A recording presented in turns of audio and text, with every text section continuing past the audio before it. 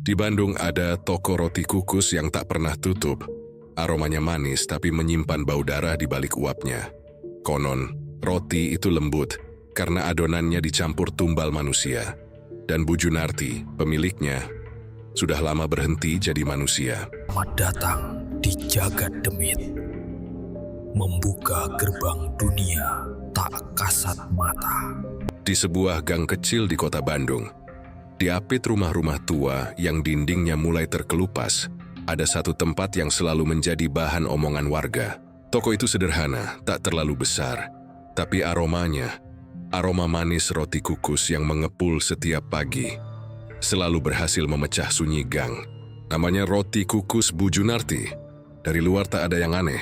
Ada papan nama berwarna kuning muda, ada etalase berisi roti warna-warni, dan ada perempuan paruh baya yang selalu tersenyum ramah pada siapapun yang lewat. Tapi entah mengapa, tak ada satupun warga yang benar-benar mau membeli roti di sana setelah hari mulai gelap. Warga di sekitar gang sering bercerita dengan nada pelan, seolah takut kalau ucapannya didengar oleh sesuatu yang tak seharusnya. Mereka bilang, kalau kau berjalan melewati toko itu selepas maghrib, kau akan mencium bau manis yang aneh. Bukan wangi roti, tapi wangi sesuatu yang lebih tajam, seperti campuran gula dan darah. Katanya kadang terdengar bunyi kukusan dari dalam toko, padahal pintunya sudah tertutup rapat. Dan yang lebih mengganggu, tak seorang pun pernah melihat Bu Junarti keluar rumah di pagi hari untuk berbelanja bahan baku. Tapi entah bagaimana, rotinya tak pernah habis. Selalu baru, selalu hangat. Dulu sebelum punya toko, Bu Junarti hanya pedagang kecil di pinggir jalan. Beliau berjualan di depan sekolah dasar. Roti kukusnya sederhana tapi laris. Wajahnya dulu lusuh, bajunya sering basah oleh uap. Tapi setelah suaminya meninggal karena kecelakaan aneh di dapur, konon tersengat listrik dari kukusan yang meledak, hidup Bu Junarti berubah seolah dalam semalam. Ia tak lagi berjualan di pinggir jalan. Beberapa minggu kemudian, di gang yang sama berdirilah toko baru dengan papan nama terang. Mesin pengukus besar dan pegawai berseragam. Warga hanya menggeleng. Dari mana perempuan itu mendapat modal sebesar itu? Rezekinya lagi bagus nggak ini, kata beberapa orang. Tapi bisik-bisik di warung kopi lain berkata lain. Ada yang lihat Bu Junarti tengah malam ke pasar Kosambi, tapi yang dia bawa bukan bahan roti. Katanya bungkusan hitam yang menetes. Ah, kamu aja yang suzon. Tapi bener loh, setelah malam itu anjing-anjing di sekitar toko menggonggong terus sampai pagi. Cerita-cerita seperti itu beredar setiap minggu. Tak ada yang berani memastikan, namun satu hal yang mereka tahu, tak pernah ada orang yang melihat roti Bu Junarti basi. Tak ada jamur, tak ada bau asam. Seolah rotinya tak mengenal waktu. Orang-orang yang pernah mencicipi bilang rasanya luar biasa enak, lembut dan membuat ketagihan. Tapi anehnya beberapa dari mereka jatuh sakit. Lidah mereka membiru, tenggorokan kering, dan beberapa mengaku mimpi buruk. Mimpi tentang wajah-wajah yang muncul dari dalam kukusan panas. Suatu sore, seorang ibu muda bernama Iis, yang tinggal tepat di depan toko, pernah bercerita pada suaminya. Katanya ia melihat sesuatu dari celah jendela toko saat lampu mati. Di dalam sana, Bu Junarti sedang berdiri di depan kukusan besar. Tapi bukan uap putih yang keluar, melainkan asap hitam yang berputar, lalu membentuk wajah seseorang yang menjerit. Suaminya hanya menganggap itu halusinasi.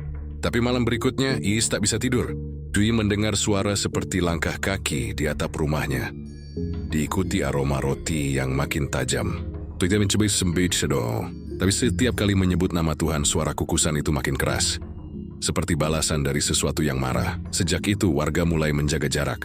Tak ada lagi yang berani memesan roti dalam jumlah banyak. Tapi tetap saja toko itu tak pernah sepi. Mobil-mobil datang malam-malam, berhenti sebentar lalu pergi. Tak ada yang tahu siapa pembelinya. Beberapa tukang ojek online yang mencoba mengantar pesanan malam hari tak pernah mau lagi menerima order dari sana. Mereka bilang, lokasi pengantarannya selalu berubah sendiri di aplikasi. Ada yang diarahkan ke gang buntu. Ada pula yang tiba-tiba sinyal ponselnya hilang, tepat di depan toko. Namun dari semua desas-desus itu, yang paling sering diucapkan warga adalah satu kalimat. Kalau kau beli roti di situ, jangan makan lebih dari satu. Mereka percaya setiap roti yang dimakan akan membuat seseorang terikat. Sedikit demi sedikit sampai akhirnya tak bisa berhenti. Dan kalau seseorang terlalu sering datang ke sana, cepat atau lambat ia akan menghilang. Seperti beberapa anak muda yang dulu sering nongkrong di gang itu. Tapi kini tak pernah terlihat lagi. Yang paling misterius adalah setiap Jumat malam, toko itu tetap buka. Tirai hitam menutupi kaca depan, tapi cahaya di dalamnya redup berwarna merah. Kadang terdengar seperti orang berdoa, kadang seperti orang menangis. Pernah seorang bapak ronda mencoba mendekat karena penasaran. Dia mengaku melihat bayangan banyak orang di dalam toko, padahal pintu terkunci. Tapi saat ia mengetuk dan menyebut nama Bu Junarti, semua cahaya padam seketika. Tak ada suara, tak ada gerakan, hanya bau gula gosong yang menggantung di udara. Keesokan harinya, Bu Junarti keluar seperti biasa, tersenyum pada warga, menyapa ramah seolah tak ada apa-apa. Tapi semua orang tahu senyumnya berbeda. Matanya terlalu tajam, terlalu dalam seperti menatap langsung ke dada siapapun yang memandangnya. Ada yang bilang, kalau mata Bu Junarti menatapmu lebih dari 3 detik, kau akan mencium wangi roti kukus itu meski kau sudah jauh dari tokonya. Wangi yang tak mau hilang seolah mengikuti kemanapun kau pergi. Dari situlah semua desas-desus bermula. Dari rasa penasaran, dari bau yang terlalu kuat untuk diabaikan, dan dari roti yang terlalu enak untuk dianggap biasa. Warga tak pernah berani membicarakannya keras-keras, karena mereka percaya, di kota besar seperti Bandung pun, ada tempat-tempat kecil yang dijaga oleh sesuatu yang bukan manusia. Dan toko roti kukus Bu Junarti adalah salah satunya. Mereka menyebutnya toko yang makmur karena perjanjian, tempat di mana rasa manis menutupi bau darah, dan setiap kali uap putih roti itu mengepul ke langit pagi, warga hanya bisa berdoa dalam hati, agar bukan nyawa mereka yang ditimbang malam sebelumnya. Karena di gang sederhana itu, uang dan rezeki tak pernah datang cuma-cuma. Selalu ada harga, selalu ada nama yang harus diganti. Tak ada yang tahu pasti dari mana asal Bu Junarti. Sebagian bilang dia orang Bandung asli. Sebagian lagi bersumpah dulu ia datang dari Garut bersama suaminya, menumpang di rumah saudara jauh. Namun setelah suaminya meninggal, semua jejak masa lalunya seperti terhapus begitu saja. Tak ada keluarga yang datang melayat, tak ada saudara yang menjemput. Ia hanya duduk diam di depan rumah kecilnya malam itu, dengan wajah tenang yang anehnya tak tampak sedih sama sekali. Orang-orang sekitar menaruh iba padanya waktu itu. Seorang janda tanpa anak, hidup sendiri hanya dengan tabungan sisa jualan roti. Tapi entah mengapa, tak sampai 2 bulan setelah pemakaman suaminya, rumah itu direnovasi besar-besaran. Atapnya diganti, dindingnya dilapisi cat baru, dan di depannya berdiri papan nama besar bertuliskan, Roti Kukus Bu Junarti, asli Bandung. Sejak saat itu, kehidupannya berubah seperti orang yang baru saja memenangkan lotre. Warga yang mengenalnya sejak lama merasa ada yang tidak beres. Bu Junarti yang dulu penakut kini sering terlihat keluar malam. Ia tak lagi memakai pakaian lusuh, melainkan kebaya rapi dengan kain hitam di bahunya. Ia tak pernah lagi ikut pengajian warga, tak datang saat ronda, dan jarang berbicara kecuali bila ditanya. Tapi setiap kali berbicara, suaranya pelan dan berat, seperti ada gema aneh di dalamnya. Bu Junarti, hebat ya tokonya sekarang, ujar seorang tetangga suatu sore, mencoba menyapa ramah. Bu Junarti tersenyum lembut tapi matanya tetap tajam. Semua karena doa, Bu. Kalau kita tahu cara minta yang benar, apapun bisa datang. Tetangganya hanya tertawa kecil, tak tahu harus menanggapinya bagaimana. Tapi setelah itu, selama beberapa malam ia mengaku mendengar suara orang berbicara dari arah toko Bu Junarti. Suara laki-laki, rendah dan berat, seolah sedang membaca sesuatu dalam bahasa yang tak dimengerti. Warga mulai memperhatikan kebiasaannya. Bu Junarti selalu menyalakan kukusan besar di belakang tokonya tepat pukul 12 malam. Uapnya naik ke udara, menimbulkan bau manis yang menusuk hidung. Kadang terdengar seperti bisikan dari dalam uap itu. Suara lirih memanggil nama seseorang. Anehnya setiap pagi, wajah Bu Junarti tampak semakin segar seolah tak pernah tidur. Padahal siapapun tahu, bekerja sampai dini hari seharusnya membuat orang tampak lelah. Salah satu pegawai lamanya, seorang perempuan bernama Nurmi, sempat bercerita pada tetangga sebelah rumah. Katanya ia pernah melihat sesuatu di dapur belakang. Sebuah tempayan besar berisi cairan merah kehitaman yang disimpan di bawah meja adonan. Saat ditanya, Bu Junarti hanya berkata itu bahan rahasia warisan keluarga. Nurmi tak berani bertanya lebih lanjut. Tapi setelah malam itu, Nurmi tiba-tiba berhenti bekerja tanpa pamit. Rumah kontrakannya kosong, pintunya terbuka, dan semua barangnya tertinggal. Tak ada yang tahu kemana ia pergi. Ada pula cerita lain tentang malam ketika seorang penjual sayur datang mengantarkan pesanan. Nurmi berkata, pintu toko terbuka sedikit. Dan dari celah itu, ia melihat Bu Junarti sedang berjongkok di depan kukusan, menaburkan sesuatu dari botol kecil ke dalam adonan roti. Bukan tepung, bukan garam, tapi serpian hitam seperti rambut manusia. Saat penjual itu terperanjat dan memanggil namanya, Bu Junarti menoleh perlahan, dengan mata merah menyala di tengah uap putih. Laki-laki itu langsung lari tanpa mengambil uang pembayaran. Sejak malam itu, ia tak mau lagi lewat gang itu sendirian. Ada satu hal yang membuat warga makin yakin bahwa toko itu bukan toko biasa. Setiap kali ada orang meninggal di sekitar lingkungan, Bu Junarti selalu muncul paling pertama di rumah duka. Ini tak banyak swikare, hanya menatap lama ke arah jenazah, lalu berbisik, semoga arwahnya tenang. Tapi entah kenapa, beberapa keluarga yang dikunjungi olehnya mengaku, setelah Bu Junarti datang, bau dupa dari arah rumah mereka tak kunjung hilang sampai 7 hari lamanya. Lalu ada pula kisah dari penjaga malam di ujung gang. Katanya ia pernah melihat Bu Junarti berjalan sambil membawa sesuatu di tangannya. Sebuah kotak bambu berisi roti kukus. Tina membawanya ke arah sungai kecil di belakang permukiman. Penjaga itu mengira ia hendak memberi makan hewan liar.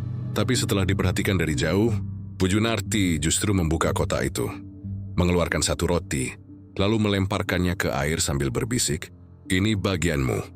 Setelah itu, dari permukaan air, muncul gelembung-gelembung besar, dan angin dingin meniup kuat dari arah sungai. Meski semua kisah itu terdengar seperti dongeng murahan, satu hal yang tak bisa disangkal adalah kemakmuran toko itu. Pembeli datang dari mana-mana, mobil mewah berhenti di depan toko, dan setiap minggu ada truk pengangkut bahan baku yang datang entah dari mana. Tapi anehnya, tak ada satu pun warga yang tahu siapa pemasoknya. Tak pernah terlihat orang mengantar bahan tepung, telur, atau mentega, seolah semuanya datang sendiri. Warga yang dulu kasihan pada Bu Junarti kini mulai takut padanya. Mengerikan warisnya apanya kesi bertemu. Tapi sia hanya untuk menjaga kesopanan. Tak ada yang berani memandang matanya terlalu lama. Karena ada rumor baru. Rumor yang beredar di kalangan anak muda yang sering nongkrong malam-malam di gang itu. Bahwa kalau kau melihat pantulan wajah Bu Junarti di kaca tokonya, keluar spesies di 2 bayangan berdiri di belakangnya, bukan satu. Suatu hari seorang anak kecil pernah berkata polos pada ibunya, "Bu, roti Bu Junarti enak ya? Tapi kenapa di belakangnya ada orang tinggi banget?" Si ibu langsung menepuk bibir anaknya agar diam. Karena saat itu Bu Junarti berdiri di seberang jalan, tersenyum dengan tatapan yang terasa menembus dari jauh. Bagi sebagian warga, Bu Junarti adalah sosok pekerja keras yang berhasil bangkit dari kesedihan. Tapi bagi sebagian lainnya, dia adalah tanda kutuk yang hidup berdampingan dengan mereka. Di dunia yang terlihat biasa, ada rahasia yang tak boleh diusik. Dan rahasia itu tinggal di balik uap roti kukus yang mengepul setiap malam. Kini, tak ada yang tahu siapa sebenarnya Bu Junarti. Apakah dia manusia biasa yang beruntung, atau seseorang yang sudah lama menjual separuh jiwanya untuk kekayaan yang tak wajar? Tapi satu hal pasti, di gang itu, setiap kali wangi roti kukus tercium lebih kuat dari biasanya, warga tahu Bu Junarti sedang bekerja. Dan mereka akan menutup pintu rumah, mematikan lampu, lalu berdoa pelan agar bukan nama mereka yang disebut dalam bisikan doanya malam itu. Karena di balik senyumannya yang lembut, di balik roti kukus yang manis dan lembut itu, ada sesuatu yang berdenyut, sesuatu yang hidup dan lapar. Tidak ada satu pun toko roti di Bandung yang bisa buka tanpa jeda seperti toko Bu Junarti. Dari pagi hingga tengah malam, asap kukus itu tak pernah berhenti menari. Tak peduli hujan deras atau listrik padam, selalu ada uap putih mengepul dari dapur belakang, mengalir ke jalan seperti kabut yang tersesat. Warga sering bergurau, Kalau semua toko di dunia kehabisan bahan, toko Bu Junarti tetap bisa jualan. Tapi belakangan gurauan itu sudah tak lagi lucu. Orang-orang mulai memperhatikan hal yang ganjil. Setiap pagi, etalase toko itu penuh dengan ratusan roti kukus. Warna-warni, bentuknya rapi, masih hangat, tapi tak pernah ada suara orang membuatnya. Tak ada pekerja yang keluar membawa adonan. Tak ada bau mentega, tak ada suara orang mengaduk. Roti-roti itu seolah muncul begitu saja. Dan yang lebih aneh, roti-roti itu tak pernah berkurang jumlahnya. Seorang kakek penjaga warung di seberang toko pernah berkata, "Aku lihat sendiri." Nah, waktu jam 2 pagi lampu tokonya mati, tapi roti di etalase berubah posisi. Kau yakin kau nggak ada orang di dalam? Awalnya, semua menganggap kakek itu hanya halu karena ngantuk. Tapi seminggu kemudian 2 pemuda yang lewat malam-malam melihat hal yang sama. Roti yang berpindah sendiri, seolah sedang diatur ulang oleh tangan yang tak terlihat. Dari situ, desas-desus itu mulai tumbuh. Warga percaya, roti-roti itu bukan buatan tangan manusia, tapi hasil tukar dari sesuatu yang disembunyikan Bu Junarti di dapurnya. Ada yang bilang setiap kali ada uap mengepul dari atap toko, berarti ada pembayaran yang sedang berlangsung, entah jiwa, entah darah, entah sesuatu yang tak seharusnya disebutkan. Beberapa pekerja lama yang pernah direkrut, Bu Junarti selalu keluar tanpa penjelasan. Biasanya tak pernah kembali, tak pernah berpamitan. Rumah mereka kosong, kontrakannya tak dibayar. Tapi di hari berikutnya, toko tetap buka seperti biasa. Dan selalu ada roti jenis baru di etalase. Roti yang bentuknya aneh. Kadang bulat tak sempurna, kadang seperti wajah yang belum selesai dibentuk. Orang-orang yang jeli berkata, kalau kau menatap roti itu lama-lama, kau akan melihat seperti ada guratan urat halus di permukaannya, seperti kulis manusia yang baru dikukus.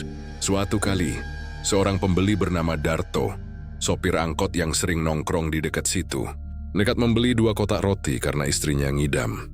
Ia bercerita pada teman-temannya bahwa Bu Junarti melayaninya dengan ramah. Tapi ada satu hal yang membuatnya tak tenang. Saat ia menyerahkan uang, tangan Bu Junarti terasa dingin, bukan seperti tangan orang hidup. Dan saat ia melirik ke dapur belakang, ia melihat sesuatu seperti kaki seseorang menggantung di balik tirai hitam. Ia mencoba mengabaikannya, membawa pulang rotinya dan berpikir mungkin hanya bayangan. Tapi malam itu, istrinya muntah darah setelah makan setengah potong. Darto sendiri mimpi buruk. Ia melihat roti-roti itu menggeliat, menatapnya dengan mata kecil di tengah permukaannya. Besok paginya, Darto membuang semua sisa roti ke sungai. Tapi airnya berubah merah muda, seolah bercampur dengan darah yang encer. Yuria bercerita pada warga, dan sejak saat itu, tak ada lagi yang mau membeli lebih dari 1 kotak. Tapi anehnya, toko tetap ramai seolah pembelinya datang bukan dari kampung itu. Ada pula seorang tukang sampah bernama Karno yang setiap pagi mengumpulkan limbah dari gang itu. Ia bercerita dengan wajah pucat bahwa tong sampah di belakang toko Bu Junarti tak pernah berisi kulit telur, plastik, atau bungkus mentega seperti toko roti biasa. Isinya hanya abu halus berwarna keabu-abuan dan bau amis yang sangat menyengat. Karno tak berani lagi membuka tong itu setelah suatu kali ia melihat selembar potongan kain putih yang masih basah, seperti sisa kain kafan. Sejak hari itu, ia selalu mempercepat langkahnya saat lewat di belakang toko. Warga sekitar mulai membuat tanda-tanda aneh tanpa disadari. Mereka menutup jendela setiap kali uap roti mulai tercium di udara, karena bau itu membuat kepala pusing dan pandangan kabur. Beberapa anak kecil bahkan menangis tanpa sebab ketika melewati gang itu, menunjuk ke arah toko sambil berkata, "Di dalamnya panas banget." Tapi saat ditanya panas apa, mereka hanya terdiam dan menatap kosong. Yang paling menakutkan terjadi pada malam Jumat Kliwon. Lampu-lampu di gang mendadak padam, hanya tersisa cahaya dari dapur toko itu. Dari balik jendela, beberapa warga yang mengintip mengaku melihat bayangan banyak orang bergerak di dalam. Padahal toko seharusnya hanya dijaga 1 orang. Mereka tak terlihat seperti pelanggan, melainkan siluet gelap dengan kepala tertunduk, mengitari kukusan besar di tengah ruangan. Dan setiap kali kukusan itu dibuka, uap tebal menyembur keluar, membawa aroma manis yang menyesakkan dada. Salah satu warga bersumpah melihat bentuk tangan yang muncul sebentar dari balik uap, seperti debu tangan seseorang yang mencoba keluar. Setelah kejadian itu, orang-orang tak lagi berani melewati gang itu malam-malam. Tapi suara kukusan tetap terdengar, pelan tapi pasti. Seperti napas panjang dari sesuatu yang tak lelah bekerja. Beberapa kali saat dini hari, terdengar pula tawa kecil yang sangat pelan, seperti suara anak kecil bermain. Diikuti bunyi denting loyang yang jatuh. Namun saat pagi tiba, tak ada apapun. Hanya aroma roti baru yang menyambut, seolah malam itu tak pernah terjadi.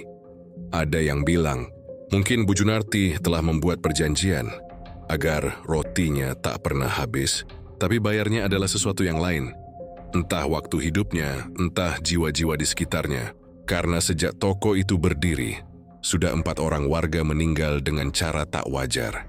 Ada yang ditemukan membiru di tempat tidur, ada yang jatuh di dapur tanpa luka sedikit pun, dan semuanya punya satu kesamaan. Di lidah mereka ada bekas luka bulat kecil, seperti sisa gigitan uap panas. Malam-malam berikutnya, semakin banyak warga yang melapor mendengar suara kukusan dari arah dapur mereka sendiri. Padahal rumah mereka jauh dari toko itu. Seolah suara itu menular, berpindah dari satu rumah ke rumah lain, meninggalkan bau manis yang menusuk hidung. Beberapa orang yang terlalu penasaran mencoba merekamnya dengan ponsel. Tapi, setiap rekaman berakhir dengan bunyi statis dan bisikan samar. Panasnya belum cukup. Kini tak ada yang tahu apa yang sebenarnya terjadi di dapur Bu Junarti. Tapi satu hal yang semua orang akui, roti-roti itu memang tak pernah habis. Mereka selalu ada, seolah hidup, seolah terus diperbanyak oleh tangan-tangan yang tak terlihat. Dan kadang saat pagi buta, jika kau berdiri cukup lama di depan etalasenya, kau bisa melihat sesuatu yang bergerak di balik uap putih itu. Sesuatu yang menyerupai wajah manusia yang sedang tersenyum. Namanya Reno, anak muda 22 tahun asalnya dari Cimahi. Tubuhnya kurus, rambutnya agak gondrong, dan matanya menyimpan rasa penasaran yang terlalu besar untuk ukuran anak seumur itu. Dia baru saja lulus dari sekolah tata boga dan sedang mencari pengalaman kerja di kota. Tak banyak yang tahu bahwa Reno lah satu-satunya orang yang berani melamar kerja di toko roti kukus Bu Junarti ketika semua orang di lingkungan itu sudah lama menghindar. Ia datang pagi-pagi, membawa map biru berisi ijazah dan surat lamaran. Waktu itu, pintu toko belum dibuka sepenuhnya, tapi uap sudah mulai keluar dari sela jendela. Reno mengetuk pintu pelan, dan dari dalam terdengar suara perempuan menjawab lembut. "Masuk saja nak, tokonya tidak pernah tutup." Kalimat itu langsung membuat tengkuk Reno dingin. Ia ragu, tapi rasa ingin tahunya lebih besar. Begitu masuk, hawa di dalam toko terasa berbeda. Hangat tapi lembab, seperti udara yang sudah terlalu lama dipakai bernafas. Meja-meja tertata rapi, tapi tak ada satu pun pembeli. Di balik etalase tampak seorang perempuan berusia sekitar 50 tahun, mengenakan kebaya hitam dan selendang merah di bahunya. Wajahnya lembut, tapi matanya tajam seperti sedang menimbang seseorang. "Kau mau kerja di sini?" tanyanya dengan senyum tipis. "Iya, Bu. Saya bisa bikin adonan, kukus roti, juga bersih-bersih dapur." "Bagus," jawab Bu Junarti tanpa pikir panjang. "Tak usah pakai surat, yang penting kau kuat.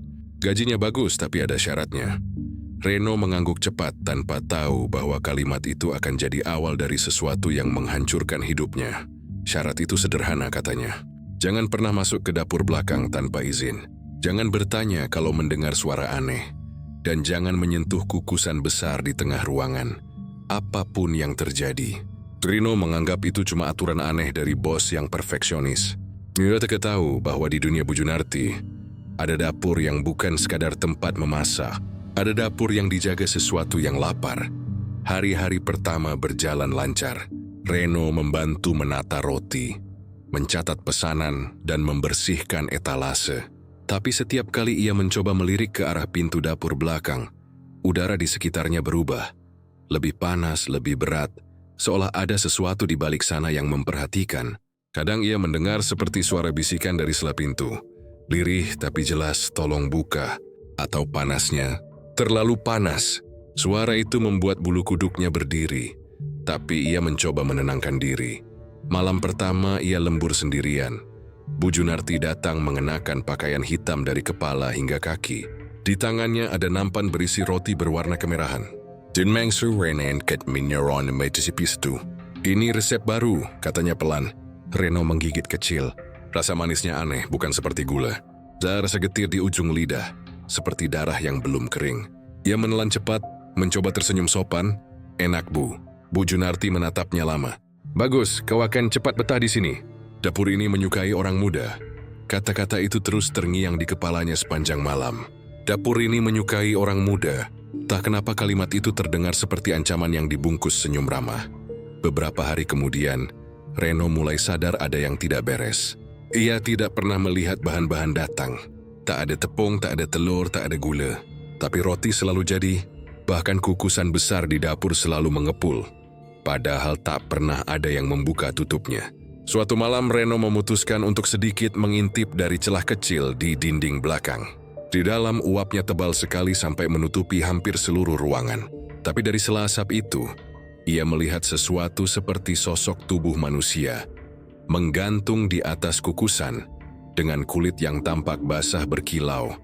Reno mundur spontan, menahan napas. Tapi dari arah dapur terdengar suara langkah pelan, diikuti suara Bu Junarti, datar dan lembut. Reno, kau tak boleh melihatnya sebelum waktunya. Ia tak tahu bagaimana Bu Junarti tahu ia sedang mengintip, padahal ia berdiri jauh dari pintu. Saat ia menatap ke arah dapur lagi, uapnya sudah hilang, dan hanya ada Bu Junarti berdiri di sana dengan senyum tenang, seolah tak terjadi apa-apa. Malam itu, Reno mimpi buruk. Ia bermimpi sedang membuat adonan. Tapi adonan itu hidup, menjerit minta tolong, dan darah mengalir dari sela adonan seperti cairan hangat. Ketika ia bangun, bajunya basah oleh keringat, tapi aroma manis seperti uap roti kukus masih menempel di tubuhnya. Bahkan setelah mandi, bau itu tidak hilang. Hari-hari berikutnya semakin aneh. Kadang ia merasa tidak sendirian saat bekerja. Di pojok ruangan, ia melihat bayangan seseorang berdiri diam. Tapi setiap ia menoleh, bayangan itu menghilang. Pagi harinya, Bu Junarti akan tersenyum dan berkata, "Kau tidak tidur semalam ya? Wajahmu pucat sekali." Reno hanya tertawa kaku, tapi dalam hatinya ia mulai takut. Ia sadar, toko ini bukan tempat biasa. Suatu malam saat ia membersihkan lantai, ia menemukan bekas telapak kaki kecil, basah dan merah, seperti jejak anak kecil yang berjalan di atas adonan. Jejak itu berakhir tepat di depan kukusan besar. Reno menatap tutup kukusan itu lama, merasa seperti ada sesuatu di dalam yang bernafas. Lalu ia mendengar suara pelan dari baliknya. Seperti napas tercekat, lalu bisikan, "Tolong aku belum matang." Reno menjerit kecil dan mundur. Tapi pada saat itu Bu Junarti muncul dari kegelapan. "Reno," katanya pelan, "apa yang kau dengar?" "Enggak, Bu, enggak ada." Bu Junarti menatapnya lama, lalu mengangguk. "Bagus, dapur ini hanya berbicara pada yang dipilih. Kau beruntung." Keesokan paginya Reno merasa tubuhnya berat. Setiap kali menguap, ia mencium bau manis yang sama dari dalam mulutnya. Tangannya mulai terasa panas setiap kali menyentuh adonan. Dan ia sering mendengar suara berbisik memanggil namanya dari arah kukusan. Tapi yang paling menakutkan, ia mulai merasa nyaman dengan itu semua. Ia tak lagi jijik, tak lagi takut. Ada bagian dirinya yang menikmati aroma itu. Menikmati panasnya uap, menikmati setiap kali Bu Junarti memuji hasil kerjanya. "Sebentar lagi, kau akan tahu rahasia resepku," kata Bu Junarti suatu malam sambil menatap kukusan besar itu. "Setiap orang yang tinggal di dapur ini akhirnya akan tahu bahan utama dari semua kenikmatan." Reno tak bertanya. Ia hanya diam, menatap uap putih yang perlahan berubah warna menjadi merah muda. Dan di baliknya, ia yakin melihat wajah seseorang tersenyum padanya dari dalam. Sejak malam itu, aroma di toko mulai berubah. Dulu wangi rotinya manis, lembut, seperti gula yang baru cair di atas kukusan. Tapi sekarang ada sesuatu yang lain, lebih pekat, lebih hidup. Wangi itu menyengat di hidung, seperti campuran antara daging rebus dan besi panas. Dan anehnya pelanggan malah semakin ramai. Orang-orang berdatangan dari luar kota, antre sejak subuh, memuji rasa roti yang katanya tak bisa ditiru siapapun. Reno yang setiap hari berdiri di belakang etalase, mulai memperhatikan sesuatu. Wajah para pelanggan yang mencicipi roti itu selalu berubah sesaat. Ada yang matanya menutup lama, ada yang mendesah pelan, seperti menahan sesuatu yang nikmat dan menakutkan sekaligus. Beberapa bahkan menangis tanpa tahu kenapa. Lalu mereka pergi dengan wajah kosong tapi senyum yang aneh. Bu Junarti semakin sibuk. Dia jarang bicara tapi selalu tahu kapan Reno melanggar sesuatu. Kadang tanpa menoleh pun ia bisa berkata, "Jangan pegang kukusan itu nak, uapnya belum siap." Dan Reno menurut. Walau setiap malam rasa ingin tahunya semakin besar.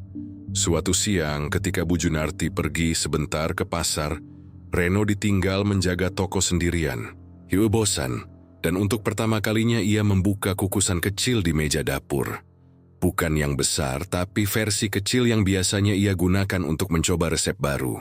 Dari dalamnya keluar uap merah muda, dan aroma yang begitu tajam menusuk hidung. Ia melihat potongan roti yang warnanya berbeda. Lebih gelap, agak kecoklatan seperti daging yang dipanggang terlalu lama. Ia mencubit sedikit, lalu mencicipinya. Rasa pertama yang ia rasakan bukan manis tapi asin. Lalu getir. Lalu ada sesuatu yang membuat tenggorokannya panas. Ia langsung memuntahkannya ke lantai. Dari potongan kecil yang keluar dari mulutnya, ada serat halus seperti otot manusia. Ia membeku. Dari balik pintu belakang terdengar suara gesekan, seperti seseorang sedang menarik besi di lantai. Reno menoleh cepat, tapi pintu itu tertutup rapat. Ia mundur perlahan, napasnya tersengal. Tapi di saat itu, sesuatu di dalam kukusan kecil itu bergerak. Potongan roti yang ia cicipi tadi berdenyut, pelan, seperti jantung yang berdetak. Ia menjatuhkan kukusannya ke lantai. Tapi potongan itu malah memercikkan darah tipis, meninggalkan noda merah di ubin putih. Suara langkah pelan terdengar dari belakangnya. "Reno," suara itu lembut, datar, tapi penuh tekanan. Bu Junarti sudah berdiri di sana. Wajahnya tenang seperti biasa. "Kau sudah mencicipi ya?" "Reno sebentar. Saya cuma mau bantu bersih-bersih, Bu." "Terlambat. Sekarang kau sudah tahu rasanya." Ia berjalan mendekat perlahan, setiap langkahnya terasa menekan udara di ruangan. "Kau tahu kenapa roti ini tak pernah basi?" tanyanya lirih. Reno menggeleng, tenggorokannya kering. "Karena roti ini hidup. Ia bernapas seperti kita. Tapi yang memberinya napas bukan udara, melainkan darah." Reno ingin lari, tapi lututnya lemas. Dia berdiri diam, mendengar Bu Junarti bicara dengan nada yang semakin rendah. "Dulu aku tak punya apa-apa. Usahaku gagal, suamiku meninggal dan anakku hilang. Tapi suatu malam saat aku menangis di dapur datang seseorang. Ia memberi resep. Katanya bisa membuat roti yang tak pernah habis, asal aku memberi sedikit saja bagian dari jiwaku." Ia menatap Reno lama. "Tapi jiwaku tak cukup. Ku butuh sesuatu yang lebih muda, lebih segar. Daging manusia muda membuat kukusan tetap hidup. Roti ini menumbuh dari mereka." Reno merasa seluruh tubuhnya dingin. Dia menatap kukusan besar di sudut ruangan. Dan kini ia sadar, setiap uap yang keluar dari sana, bukan uap air tapi napas. Napas orang-orang yang sudah tidak ada. Ia ingin menjerit tapi lidahnya keluh. Bu Junarti mendekat lebih dekat lagi, lalu menatapnya dengan senyum yang pelan tapi kejam. "Jangan takut, kau masih punya waktu. Dapur ini sudah memilihmu. Engkau akan menjadi bagian darinya. Dan mungkin nanti, orang-orang akan menikmati roti yang kau buat dengan dagingmu sendiri." Malam itu Reno tak tidur. Ia duduk di pojok kamar belakang. Tubuhnya gemetar. Mendengar suara kukusan besar berdengung seperti makhluk yang sedang bernyanyi dari dalam kabut. Di sela dengung itu, ia mendengar tangisan pelan. Seperti suara anak kecil yang memanggil ibunya. "Bu Junarti." "Panas, Bu. Panas sekali." Air matanya jatuh tanpa ia sadari. Dia tahu suara itu bukan halusinasi. Dia tahu ada sesuatu di dapur itu. Sesuatu yang dikukus hidup-hidup, diubah menjadi roti, dijual setiap hari, dan disantap oleh orang-orang yang tak tahu apa-apa. Keesokan paginya, Bu Junarti datang dengan senyum manis. "Kau belum tidur ya? Dapur kita akan semakin ramai hari ini," katanya sambil membuka jendela. Sinar matahari masuk, tapi entah kenapa tidak ada bayangan Bu Junarti di lantai. Reno menatap punggungnya, dan saat Bu Junarti berbalik, matanya sekilas melihat kulit di leher perempuan itu retak, seperti kulit yang terlalu lama terkena uap panas. Reno mulai yakin, Bu Junarti bukan manusia sepenuhnya, tapi ia tak bisa kabur. Ia tahu, Siapapun yang tahu rahasia dapur itu tidak akan bisa keluar dengan selamat. Malamnya, ia kembali mendengar bisikan dari kukusan besar. Kali ini lebih jelas, lebih dekat. "Reno, tolong aku." Dia mendekat pelan, menempelkan telinganya di tutup kukusan. Dari dalam terdengar napas tersengal dan suara tangis. "Kau siapa?" bisiknya. Suara itu menjawab lirih, "Aku yang dulu bekerja sepertimu." Reno mundur spontan. Tapi saat ia menoleh, uap putih menembus celah-celah lantai, menyelimuti ruangan dengan cepat. Dan di tengah uap itu, Bu Junarti muncul, matanya merah seperti bara. "Sekarang kau sudah mendengar," katanya dengan suara yang bukan lagi suara manusia. "Berarti kau harus memilih, jadi bagian dari dapur ini, atau dikukus bersama yang lain." Suara kukusan makin keras, seperti detak jantung raksasa. Reno menjerit, tapi tak ada yang mendengar. Di luar, toko tetap buka seperti biasa. Pelanggan tetap datang, membeli roti hangat dengan senyum puas. Tak satu pun dari mereka tahu, dari daging siapa roti itu berasal. Semakin hari, kabar tentang toko roti kukus Bu Junarti makin besar di kalangan warga Bandung. Bukan hanya soal rasanya, tapi juga desas-desus yang menyelip di antara bisikan ibu-ibu pasar dan bapak-bapak tukang parkir yang duduk di warung kopi sore. Ada yang bilang toko itu membawa keberuntungan bagi siapapun yang membeli roti dari sana. Sudah ada pula yang berbisik, setiap kali Bu Junarti buka cabang baru, selalu ada keluarga yang tiba-tiba menghilang dari lingkungan sekitar. Dan anehnya, tidak ada satupun yang benar-benar dicari. Seolah semua orang pura-pura tidak tahu. Keluarga pertama yang hilang itu tinggal tak jauh dari gang tempat toko berdiri. Suami, istri, dan anak perempuan kecil mereka. Malam sebelum mereka hilang, tetangga mendengar suara gaduh dari rumah itu. Suara panci jatuh, jeritan pendek, lalu diam. Esok paginya, rumah mereka kosong. Pintu terbuka, lampu menyala, tapi tak ada siapa pun di dalam. Di dapur, hanya ada aroma manis menyengat yang menggantung di udara. Orang-orang bilang, itu bau dari roti kukus Bu Junarti yang dibagikan malam itu kepada warga sekitar sebagai rasa syukur. Reno mendengar cerita itu dari seorang pelanggan tua yang datang sambil gemetar. Lelaki itu menatapnya lama, lalu berbisik pelan, "Nah, jangan lama-lama di sini. Kau tahu siapa keluarga yang hilang itu? Mereka dulu langganan di toko ini. Anaknya mirip sekali dengan gadis kecil yang kadang kulihat berdiri di dapur belakang." Reno hanya bisa menelan ludah, karena ia juga pernah melihat bayangan kecil itu di antara uap kukusan. Bayangan anak perempuan berambut pendek, berdiri diam menatap dari sudut ruangan. Malam itu Reno tak tahan lagi. Ia merasa dadanya penuh. Pikirannya sesak oleh pertanyaan yang tak berani ia ucapkan. Setelah toko tutup, ia menunggu Bu Junarti naik ke kamarnya. Lalu diam-diam berjalan ke dapur. Uap masih keluar dari kukusan besar. Bau daging dan roti bercampur jadi satu, menyengat seperti udara yang tak pernah bersih. Dia mendekat menyingkap sedikit tutup kukusan itu, dan seketika matanya membesar. Di dalam, bukan hanya adonan, ada sesuatu yang menyerupai tangan manusia, perlahan tenggelam dalam cairan kental berwarna merah muda. Di sela kukusan tampak jari-jari kecil menggeliat, seolah mencoba keluar. Reno mundur, menahan muntah. Tapi pandangannya tertumbuk pada sesuatu di sudut ruangan. Sebuah bingkai foto lama tertutup debu. Dia bersihkan pelan, dan wajah-wajah di dalam foto itu membuat darahnya berhenti mengalir. Itu foto keluarga yang hilang. Suami, istri, dan anak kecil mereka tersenyum di depan toko roti. Di pojok kanan bawah ada tulisan dengan spidol hitam, "Pembuka rezeki." Reno hampir menjatuhkan bingkai itu ketika tiba-tiba suara lembut Bu Junarti terdengar di belakangnya. "Jangan disentuh, nak, itu keluarga pertamaku." Reno membeku. "Mereka datang padaku duluan," lanjutnya tenang. "Mereka bilang ingin hidup lebih makmur. Aku hanya membantu. Tapi dapur ini selalu minta bayaran. Kadang satu keluarga cukup untuk setahun, kadang tidak." Reno memutar tubuhnya perlahan. Wajah Bu Junarti terlihat berbeda malam itu. Kulitnya pucat seperti tepung, matanya cekung, tapi senyumnya tetap lebar. Dia melangkah mendekat sementara uap di sekitar mereka makin pekat, berubah jadi merah tua. "Kau pikir pesugihan itu cuma cerita, Reno? Semua keberhasilan harus dibayar. Toko ini berdiri di atas perjanjian, dan aku hanya menjaga keseimbangannya." "Dengan membunuh orang, Bu." Suara Reno pecah. Bukan membunuh, sahut Bu Junarti datar. Memberi tempat baru. Jiwa mereka kini hidup di setiap potongan roti. Mereka tak mati, hanya berganti bentuk. Kata-kata itu menghantam Reno seperti mimpi buruk. Ia melihat kembali ke arah kukusan besar. Dan kini, di antara uap yang bergulung, wajah-wajah samar muncul. Wajah anak kecil yang menatap kosong. Wajah seorang lelaki berteriak tanpa suara. Dan wajah perempuan yang menangis. Semua seolah melebur menjadi satu dengan uap. Reno ingin kabur, tapi kakinya seakan menempel di lantai. Bu Junarti mengangkat tutup kukusan sedikit, dan semburan uap panas menerpa wajah Reno. Di dalamnya, ia melihat sekilas sesuatu yang bergerak.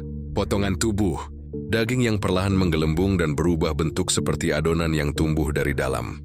Ini cara mereka hidup selamanya, bisik Bu Junarti. Dan dengan itu aku tetap diberi umur panjang. Tiba-tiba dari arah kukusan terdengar jeritan tinggi. Jeritan anak kecil. Uap merah semakin tebal, menyelimuti seluruh ruangan. Reno menjerit, mencoba menutup kuping, tapi suara itu menusuk langsung ke dalam kepalanya. Panas, Bang. Aku nggak mau di sini. Suaranya jelas. Suara anak kecil yang dulu hilang. Reno menatap Bu Junarti, dan kini ia melihat sesuatu yang tak seharusnya dilihat manusia. Kulit wajah perempuan itu mulai meleleh, seperti lilin yang terkena panas. Dari balik kulitnya keluar uap pekat, dan di dalam uap itu tampak banyak wajah lain, tumpang tindih, menangis dan menjerit. Suara-suara itu menelusup keluar dari tubuhnya. Diam, katanya datar. Diam kalian semua. Curious kalian harus tenang. Reno berlari, tapi uap dari kukusan mengejarnya seperti kabut hidup. Setiap langkahnya berat, setiap napasnya terasa seperti menelan besi panas. Kionya berlengsi ke depan toko, menabrak meja dan rak roti. Puluhan roti jatuh ke lantai, terbelah dua, dan dari dalamnya keluar sesuatu yang tidak boleh ada dalam makanan. Urat-urat tipis seperti pembuluh darah, masih berdenyut pelan, ia memeki, lalu menerobos keluar ke jalan. Tapi begitu keluar, dunia tampak berubah. Udara dingin, lampu jalan redup dan gang di depannya sepi. Tak ada siapa pun. Ia menoleh ke belakang. Toko roti itu masih berdiri, tapi pintunya tertutup rapat. Dari celahnya masih keluar uap merah. Keesokan paginya, warga menemukan toko itu buka seperti biasa. Bu Junarti berdiri di balik etalase, tersenyum ramah melayani pelanggan yang datang membeli roti. Tapi tak seorang pun melihat Reno lagi. Hanya ada satu hal yang aneh. Di papan nama toko, di bawah tulisan roti kukus Bu Junarti, kini tertera kecil sebuah kalimat baru. Dibantu oleh Reno. Dan sejak hari itu, setiap kali pelanggan membuka roti kukus yang paling lembut, selalu ada satu hal yang sama. Aroma yang sedikit berbeda, lebih segar, lebih manusiawi. Malam itu Bandung diguyur hujan deras. Jalanan licin. Langit hitam menekan kota seperti penutup kukusan raksasa. Di gang kecil tempat toko roti kukus Bu Junarti berdiri. Uap masih keluar dari jendela, padahal sudah lewat tengah malam. Tak ada lagi pelanggan, tapi aroma roti itu tetap menyebar. Lebih tajam, lebih manis, seperti daging yang baru matang. Di dalam toko, Bu Junarti berdiri sendirian di dapur. Wajahnya setengah tertutup uap, tangannya sibuk mengaduk sesuatu di baskom besar.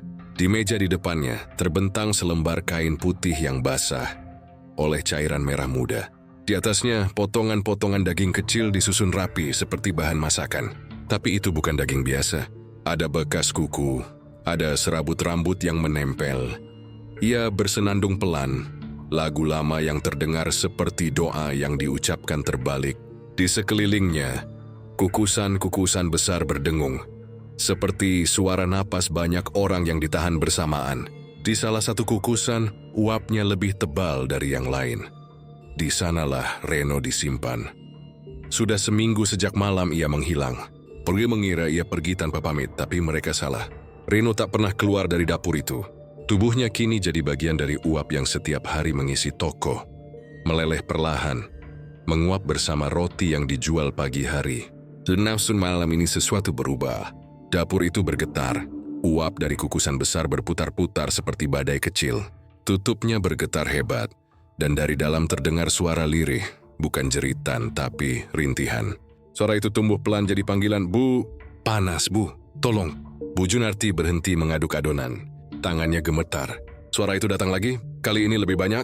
Dari kukusan lain juga muncul bunyi serupa, tumpang tindih, seperti paduan suara orang sekarat. "Lepaskan kami. Panas, Bu. Jangan kukus lagi.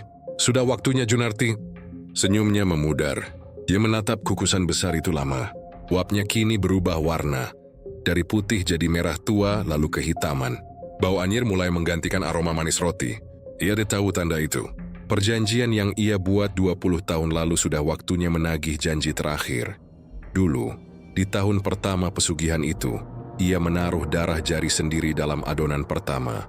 Tapi kini dapur meminta yang lebih besar. Jiwa baru, tubuh baru. Dan Reno hanyalah awal. Tiba-tiba semua kukusan terbuka sendiri. Tutup-tutupnya terhempas ke lantai, beradu keras. Uap merah menyembur ke segala arah, mengisi ruangan seperti kabut darah.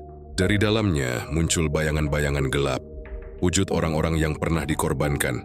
Mereka bukan lagi manusia, tapi sosok uap yang wajahnya setengah terbakar, setengah membusuk. Mereka berjalan perlahan mendekati Bu Junarti. Di antara mereka ada Reno. Wajahnya pucat, matanya kosong, tapi tubuhnya masih basah seperti baru keluar dari kukusan. "Bu," katanya pelan, "kita semua sudah matang. Sekarang giliran Ibu." Bu Junarti mundur, menabrak meja, hampir terjatuh. "Tidak, kalian bagian dari perjanjian. Aku memberi makan kalian." Tapi suara uap itu menelan suaranya. Jeritan-jeritan yang dulu hanya terdengar samar kini menggema di seluruh dapur. Dinding bergetar, ubin retak, dan dari retakan itu keluar cairan merah pekat. Uap-uap itu membentuk lingkaran di sekeliling Bu Junarti. Tubuhnya mulai mengelupas, kulitnya terangkat sedikit demi sedikit, seperti uap yang tertarik keluar dari tubuh. Ia mencoba berlari ke pintu depan, tapi langkahnya berat. Lantai dapur kini berubah menjadi adonan raksasa yang lengket, menempel di kakinya, menariknya kembali ke tengah ruangan. "Lepas, lepaskan aku!" teriaknya, tapi suaranya tenggelam dalam desis uap. Reno mendekat, wajahnya tanpa emosi. "Bu, roti yang sempurna harus dikukus sampai matang. Sekarang waktunya Ibu jadi bahan." Tubuh Bu Junarti ditarik ke arah kukusan besar. Dia menjerit, memukul, menendang, tapi tak bisa lepas. Uap merah menelan seluruh tubuhnya. Dalam beberapa detik, jeritannya berubah menjadi bisikan panjang, lalu hening. Kukusan itu menutup sendiri. Ruangan menjadi sunyi. Uap mulai menipis. Tapi kini, di tengah dapur, kukusan besar itu bergetar pelan. Dari sela-sela tutupnya keluar aroma baru. Aroma roti kukus yang paling manis, paling sempurna yang pernah ada. Di dalam uap yang tersisa, wajah Reno menatap hampa. Ia tidak tersenyum, tapi juga tidak marah. Perlahan tubuhnya memudar, menyatu kembali dengan uap, hilang ke udara. Pagi harinya, warga menemukan toko itu terbuka seperti biasa. Tidak ada siapa-siapa di dalam. Dapur bersih, meja tersusun rapi. Dan di atas etalase ada satu nampan roti kukus berwarna merah muda. Di sampingnya secarik kertas bertuliskan, "Resep terakhir Bu Junarti." Orang-orang yang mencoba roti itu berkata rasanya luar biasa. Tapi setelah memakannya, mereka semua mengaku mendengar bisikan di telinga kanan mereka. Suara seorang perempuan yang lembut tapi dingin. "Matang sudah, giliranmu berikutnya." Sejak hari itu, toko itu tak pernah benar-benar tutup. Walau tak ada yang menjaga, setiap pagi roti selalu ada, mengepul hangat di atas meja. Dan siapapun yang lewat gang itu, bisa mencium aroma manis yang tak pernah hilang. Bahkan di tengah hujan deras Bandung. Kata orang, itu bau uap yang tak pernah berhenti. Bau dari dapur yang masih hidup. Sejak malam ketika Reno terakhir terlihat di toko, suasana gang sederhana berubah seperti kehilangan napas. Toko roti kukus milik Bu Junarti yang biasanya ramai dan penuh antrean setiap pagi, kini tertutup setengah. Lampu toko hanya menyala redup di bagian dalam, seolah menandakan ada sesuatu yang belum selesai di sana. Orang-orang yang lewat enggan menatap lama karena katanya, kalau kau berdiri terlalu lama di depan toko itu, kau bisa mencium aroma roti hangat yang tiba-tiba berubah jadi bau daging mentah. Kabar hilangnya Reno pertama kali datang dari ibunya, seorang janda yang bekerja sebagai penjahit di ujung gang. Dia menangis sambil mengetuk setiap pintu, menanyakan apakah ada yang melihat anaknya.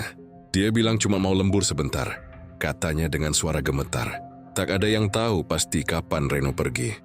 Tapi beberapa warga bersumpah, melihatnya malam itu di depan toko, menenteng plastik hitam dan tampak pucat. Dia jalan pelan, matanya kosong, ujar Pak Burhan penjaga warung kopi. Kayak orang nggak sadar. Terus abis belok ke gang belakang, nggak pernah kelihatan lagi. Bu Junarti tak menampik bahwa Reno sempat datang malam itu. Gemot misterius dengan tenang, terlalu tenang malah. Iya, dia bantu ngangkat bahan.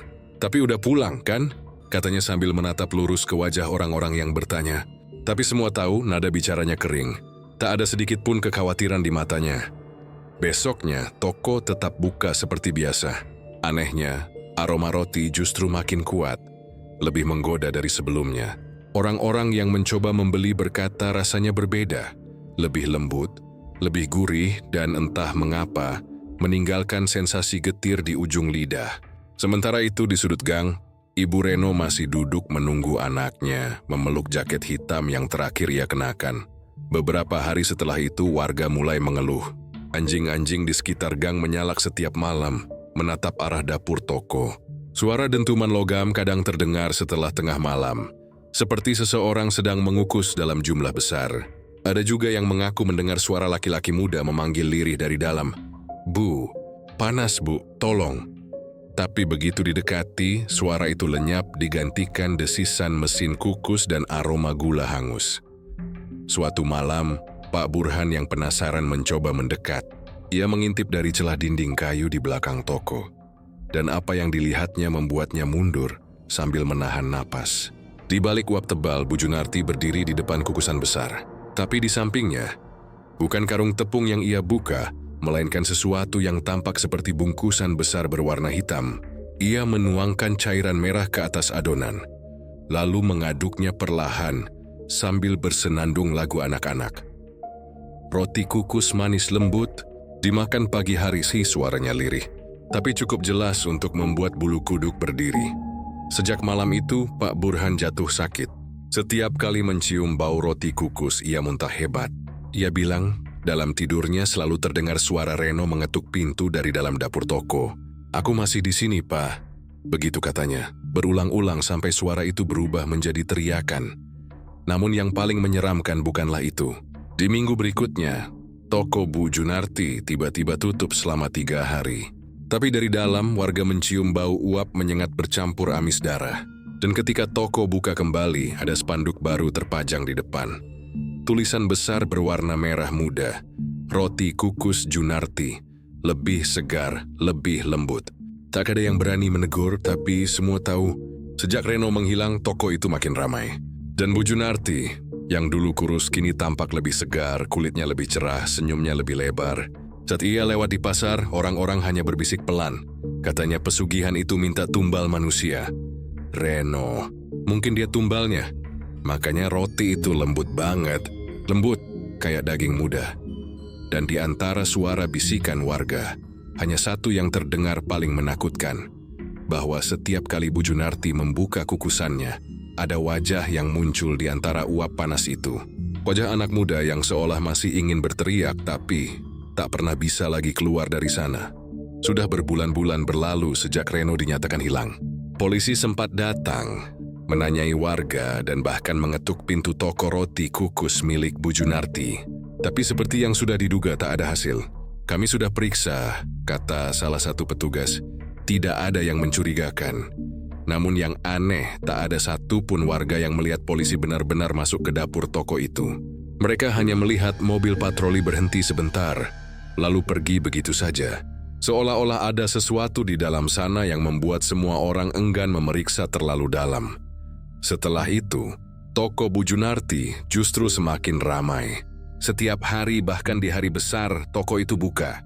Tidak pernah libur, tidak pernah berhenti mengeluarkan uap panas yang meluap dari kukusan besar di dalam. Dari pagi sampai larut malam, pelanggan datang silih berganti.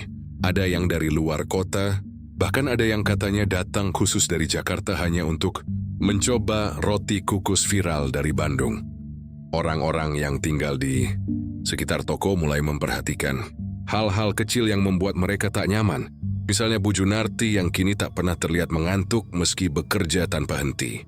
Matanya selalu segar, kulitnya makin halus dan entah bagaimana, ia tampak semakin muda setiap minggu. Di dinding belakang toko sempat terlihat bekas noda gelap seperti darah. tapi keesokan harinya sudah hilang.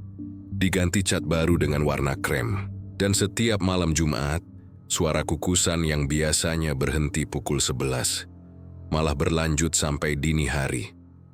Dia itu nggak manusia biasa, bisik Burani, pemilik warung sayur di seberang toko. Aku pernah lihat sendiri waktu subuh. Dia buka pintu belakang, terus nyiram sesuatu ke selokan. Warnanya merah kental, bukan air, bukan minyak. Namun tak ada yang berani menegur. Semua hanya diam. Karena siapapun yang berani bicara buruk tentang Bu Junarti selalu kena musibah aneh. Ada yang anaknya tiba-tiba demam tinggi selama berhari-hari.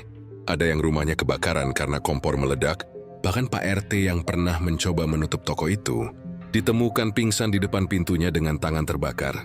Ia hanya bisa menggumam lemah, ada uap dari dalam, panas banget. Lalu malam-malam aneh mulai datang. Warga sekitar sering mendengar langkah kaki dari dalam toko. Meski jam sudah lewat tengah malam, kadang suara seseorang menangis lirih, kadang suara tertawa kecil perempuan. Pintu toko selalu tertutup rapat, tapi jendela atas kadang terbuka, memperlihatkan siluet seseorang yang berdiri di depan kukusan besar.